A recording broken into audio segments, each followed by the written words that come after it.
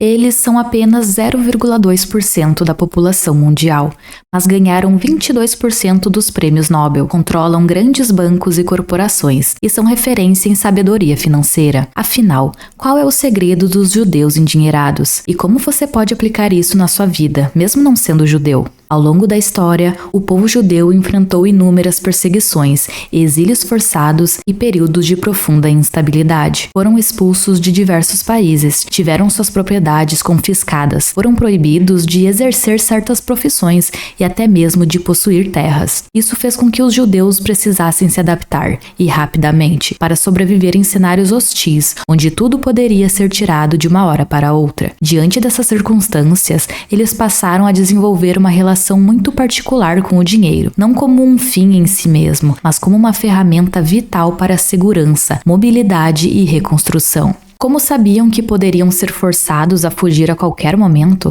aprenderam a dar valor a ativos que fossem portáteis e discretos, como ouro, joias, conhecimento, conexões comerciais e, mais tarde, investimentos financeiros. Eles não podiam se dar ao luxo de ostentar ou depender de estruturas externas. Precisavam ser resilientes e autossuficientes. E esses são os 8 princípios financeiros judaicos. Educação como base da riqueza. Na cultura judaica, o conhecimento é visto como o ativo mais valioso que alguém pode ter. Desde pequenas, as crianças são incentivadas a estudar, questionar e aprender constantemente, não apenas sobre religião, mas sobre o mundo, negócios, ética, investimentos e comportamento humano. A lógica é simples: o dinheiro pode acabar, trabalho pode ser perdido, mas o que você sabe, ninguém tira de você. Esse compromisso com a educação financeira e intelectual é o que faz com que muitos judeus estejam preparados para lidar com oportunidades e crises, e saibam tomar decisões baseadas em princípios sólidos,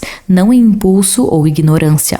Isso significa que você deve começar a ver o estudo como um investimento e não como um custo. Reserve 30 minutos do seu dia, todos os dias, para aprender algo novo sobre finanças, negócios, economia ou desenvolvimento pessoal. Leia livros, assista vídeos e ouça podcasts. O importante é criar o hábito. Quando você passa a entender como o dinheiro funciona, fica mais difícil ser enganado e mais fácil tomar decisões inteligentes. Diversificação é sobrevivência. Ao longo da história, os judeus aprenderam da forma mais dura que concentrar tudo em um único local, seja uma propriedade, uma fonte de renda ou um país, pode ser extremamente perigoso. Por isso, desenvolveram o hábito de diversificar tudo: renda, investimentos, contatos, habilidades e até cidadanias. Eles tendem a aplicar o conceito de diversificação não só nos negócios, mas também no estilo de vida. É comum encontrarmos famílias judias que têm mais de uma fonte de renda, mais de um idioma falado, mais de uma profissão dominada. Isso garante uma proteção contra crises externas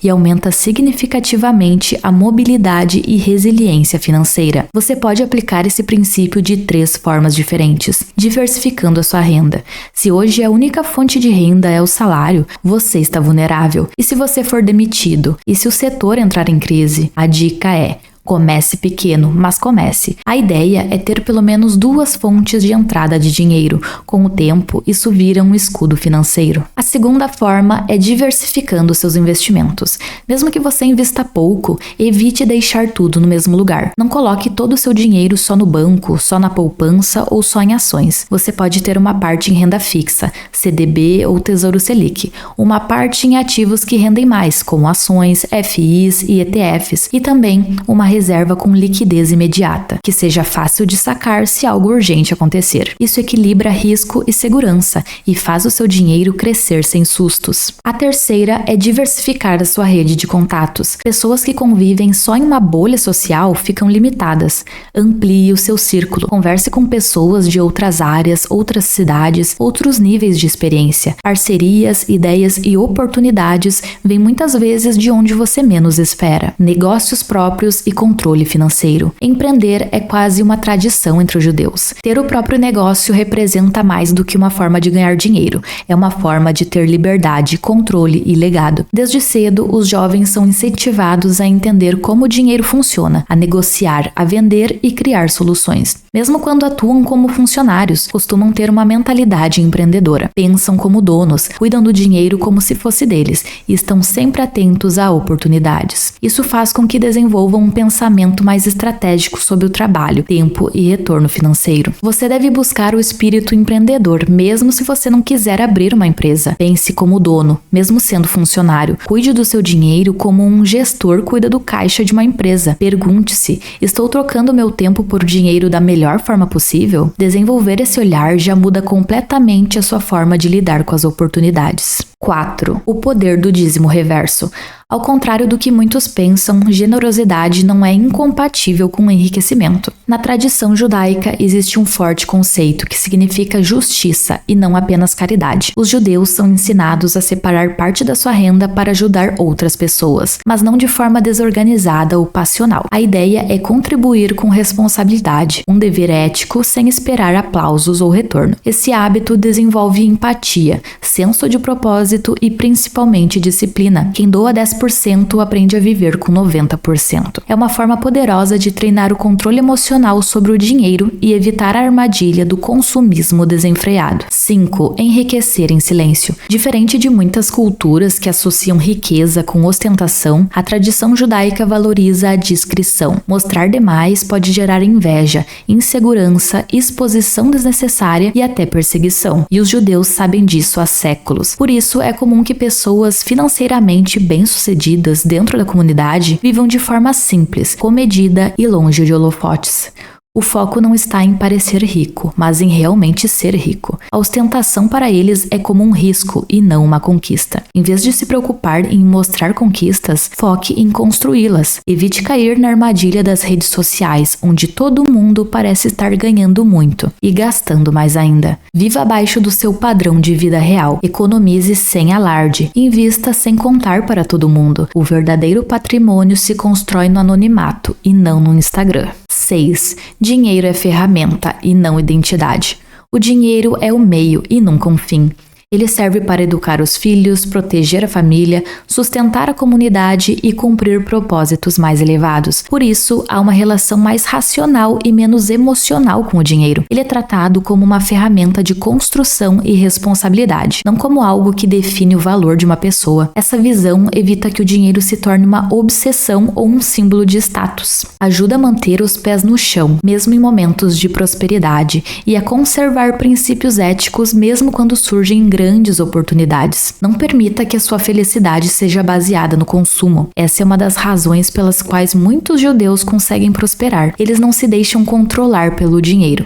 Eles o colocam a serviço dos seus valores e propósitos. Transmissão de valores financeiros entre gerações. Talvez um dos maiores segredos dos judeus não esteja em como ganham dinheiro, mas em como preparam seus filhos para lidar com ele. Desde muito jovens, as crianças aprendem conceitos como poupança, juros compostos, investimento, doação e responsabilidade financeira. Eles não se limitam a deixar uma herança, deixam um manual mental de como proteger, multiplicar e usar essa herança com sabedoria. Isso garante que a riqueza permaneça dentro da família por gerações, ao contrário do que acontece com a maioria das famílias, que por falta de educação perdem tudo em uma ou duas gerações. Mesmo que você ainda esteja começando a sua vida financeira, comece desde já a formar hábitos e princípios que possa passar adiante. Converse com seus filhos, sobrinhos ou pessoas próximas sobre como lidar com o dinheiro. Explique o que você está aprendendo, compartilhe livros, vídeos e experiências. A riqueza real não é apenas o que você acumula, mas também o que você ensina e transmite. 8.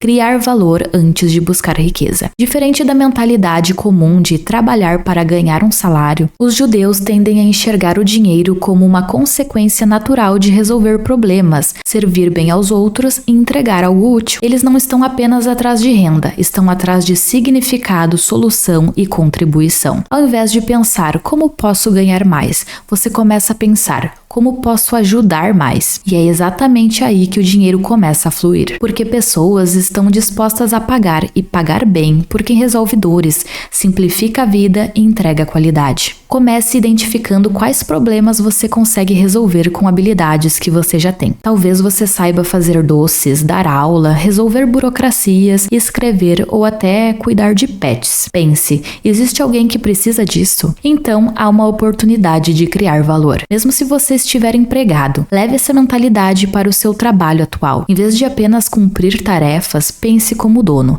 O que eu posso melhorar aqui, que aumentaria o valor do meu serviço? Quando você vira um resolvedor de problemas e não só um executor de tarefas, o seu valor no mercado aumenta, a sua renda potencial cresce e a sua independência financeira se aproxima. Você não precisa nascer em uma família rica. O que você precisa é adotar uma nova mentalidade, aprender constantemente, diversificar, empreender, viver com propósito, enriquecer em silêncio e, acima de tudo, criar valor real no mundo. Agora me conta aqui nos comentários qual desses princípios mais te impactou e qual você vai começar a aplicar ainda essa semana.